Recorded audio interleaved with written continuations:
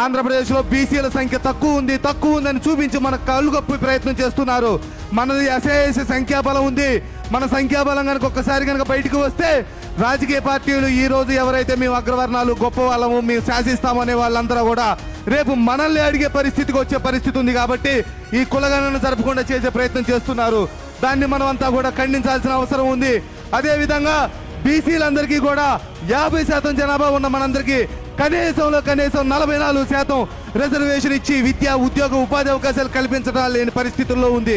ఇవన్నీ కూడా మనకు జరుగుతున్న ద్రోహాలు. మనల్ని మనం చేసే కూలి పనులకు కుల వృత్తులకు మనల్ని రాజ్యాధికారానికి దూరం చేయాలని, ఉద్యోగాలకు దూరం చేయాలని, పేదరికంలో మగ్గిపోయే విధంగా చేయాలని చెప్పేసి ఈ ప్రభుత్వాలు ఇవన్నీ చేపడుతూ ఉన్నాయి. వీటన్నిటికీ భిన్నంగా ఈ రోజు చేపట్టిన ఈ బీసీవై సింహగర్జన ఏదైతే ఉందో అది అన్న తీసుకొచ్చినటువంటి ఒక విప్లవాత్మకమైన చరిత్ర. దీన్ని భిన్నం చేయడం కోసం అనేక మంది పార్టీలు అనేక మంది నాయకులు కుట్రబన్నారు. అయినప్పటికీ కూడా ఎక్కడ తగ్గక తల వంచక మీరంతా ఇక్కడికి లక్షలాది మందిగా రావటం ఉంది. అదే మన బాడే రామచంద్ర యాదవ్ అన్న మీద మనందరం చూపించేటువంటి గౌరవం. అదే మనందరం రేపు అన్నని రాజ్యాధికారం చూపించే విధంగా మన హక్కు.